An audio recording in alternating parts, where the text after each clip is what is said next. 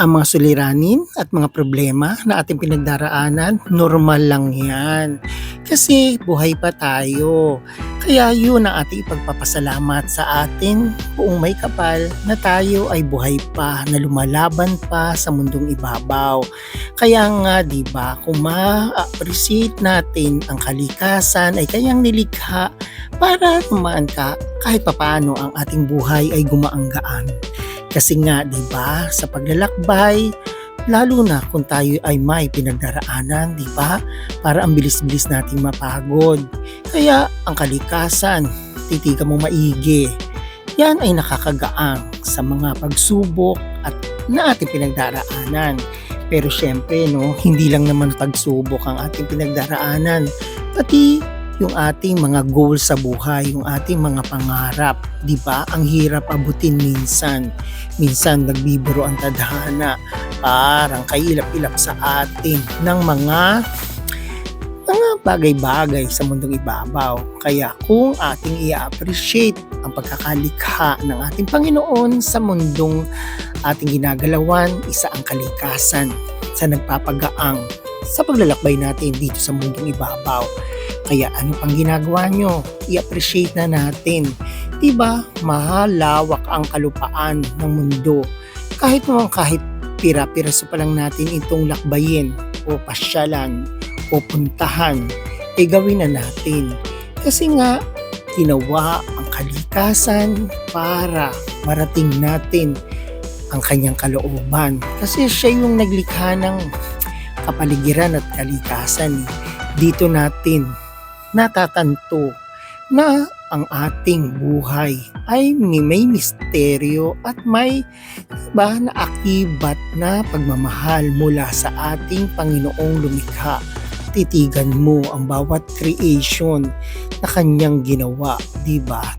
Yan ang isi-share ko dito sa My Journal Emotion sa Love Life ni myself and I dito sa aking Alexander YouTube channel. Kaya kung hindi pa kayo nakasubscribe, subscribe na kayo para updated kayo sa aking mga ganap. Ang kalikasan ay siyang patunay lamang na ito'y nilikha ng Panginoon para sa ikagaagaang natin sa paglalakbay dito sa mundong ibabaw.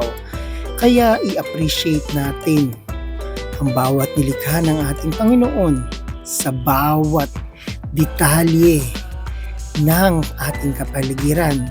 Hindi ba't natin dito natin nararamdaman na ang kanyang mga nilikha ay nakakatulong para sa ating paglalakbay na maginhawa at magaang sa mundong ibabaw.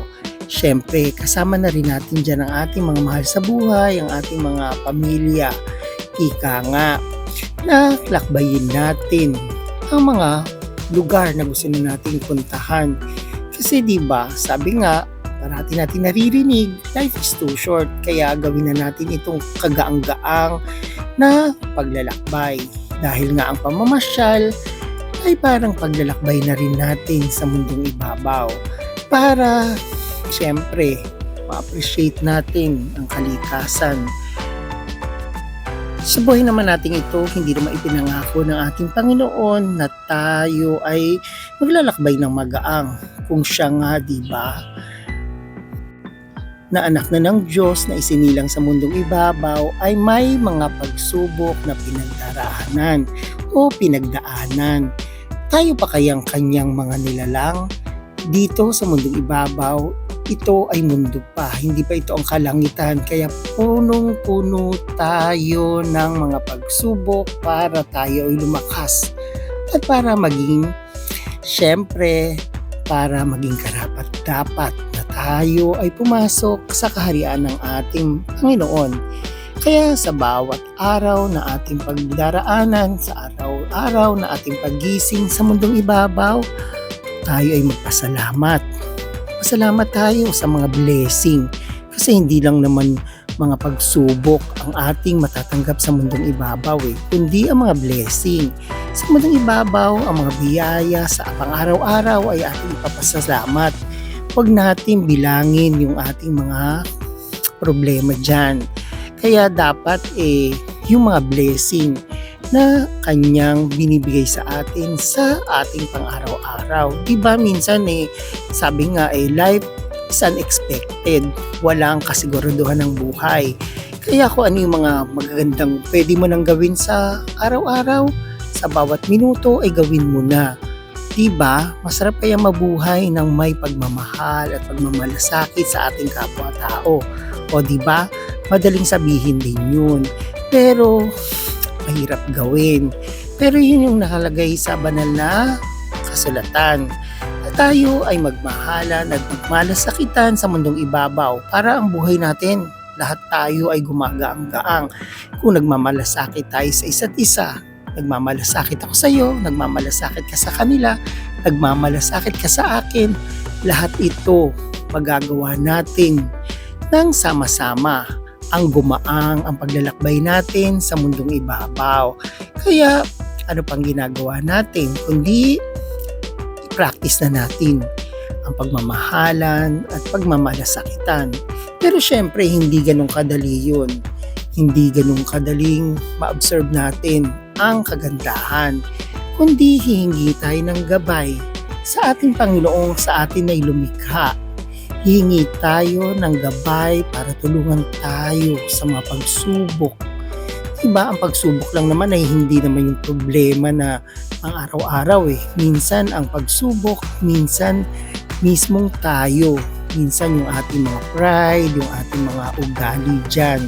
Diba, yun yung mga nagpapalayo sa atin, sa ating Panginoon at sa isa't isa. Kaya nga, diba, ang pagmamahalan ay parang itong kabundukan na aming pinapasyalan. Maganda ang kalooban ng bawat isa. Pero syempre, tulad ng kabundukan, hindi rin naman siya ligtas sa mga pagsubok ng init, araw at bagyo at hangin. Parang tayo din, di ba? Hindi rin tayo nakakaligtas sa mga pagpuna ng bawat isa sa atin, yung pagdaramot ng bawat isa sa atin. Yun yung mga pagsubok na ating pinagdaraanan katulad ng kalikasan. Kaya ang kalikasan ay dapat natin alagaan dahil ito ang proteksyon natin sa mga pagsubok na daraan katulad ng mga kalamidad, bagyo na kasama-kasama na natin dito sa mundong ibabaw na ating nararanasan. Ang kalikasan at ang kabundukan ay mahintulad din natin sa ating mga sarili. Hindi ba? Kung maganda ang iyong itinanim, maganda rin ang ating tanawin. Parang tayong mga tao, kung maganda ang ating pakikitungo sa ating mga kapwa-tao, maganda rin ang ating aanihing na kanilang pagtingin para sa atin. Diba? Kung pagmamahal yan, mamahalin din niya tayo. Pero diba sabi nga ng Panginoon, kung ikaw ay dinudusta ng iyong kapwa-tao, mahalin mo pa rin ito. Huwag natin pipiliin yung mga minamahalang natin o yung mga nagmamahalang sa atin, yun lang yung mamahalin natin.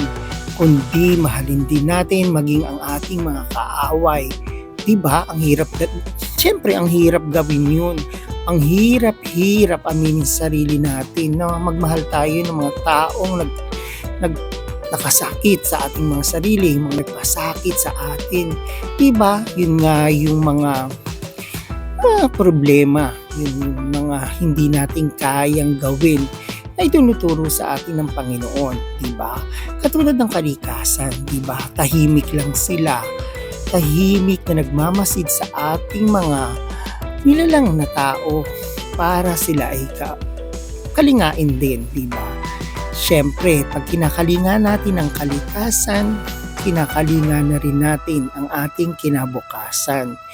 Yun lang naman yun diba? Sabi nga, lahat tayo dito sa mundo ay magkakaugnay. Diba walang sino man ang nabubuhay para sa sarili lamang, kundi lahat tayo ay magkakaugnay. Ang kalikasan, dito nang gagaling ang yaman na ating mga pinagkukunang pagkain. Sila din sa atin nang gagaling ang mga aruga. Kung tayo'y magiging malinis, magiging malasakit sa ating kalikasan, gaganda at yayabong ito ng katulad ng inaasahan. Kaya ang kalikasan at ang tao ay magkakaugnay dahil life is cycle, di ba? Umiikot lamang to. Arugain natin ang kalikasan, tayo rin ang kanyang pangangalagaan dito sa ating mundong ating ginagalawan. Puro proteksyonan niyan tayo at tayo ay kanyang bibiyayaan ng magagandang bunga na kanyang ipoproduce.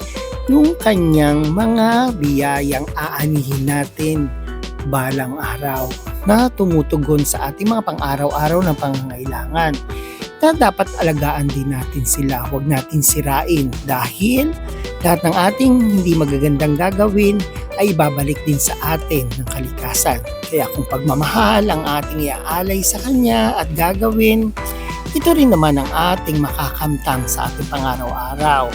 Kaya pangalagaan natin ang ating mga sarili, pamilya at ang ating kapwa-tao at ang ating kalikasan. Dahil sa kalikasan, ating matatagpuan ang buhay na ating inaasam-asam sa mundong ibabaw. O ayan, wala na naman akong yaman na isa inyo'y maiiwan, pero meron akong konting na i-share sa inyo para kahit pa paano naman ang buhay natin ay gumanggaang dito sa mundong ibabaw. Parati natin tatalikdan o susundin ang payo o ang aral ng banal na kasulatan na tinuro sa atin ng Poong Maykapal para ang paglalakbay nga natin dito sa mundong ibabaw ay napakagaang dahil kasama natin ang ating Poong Maykapal sa ating pang-araw-araw na buhay. Hindi ba ang pagmamahalan sa isa't isa katulad natin sa ating mga kapwa-tao, sa ating pamilya at sa ating kalikasan, nagbibigay ito ng magandang bagay na nagmumula sa ating kapaligiran na gumagaang ang ating pang-araw-araw na pamumuhay. Kaya kayo, saan man kayo naroon ngayon, huwag niyong kaliligtaan magpahinga dahil kahit tayo ay naglalakbay sa mundong ibabaw, nakakaramdam din tayo ng kapaguran. Kaya ayan, thank you for watching and please don't forget to share and like and comment to my YouTube channel and please subscribe to my Alexander YouTube channel para parati kayong updated sa aking mga ganap. God bless!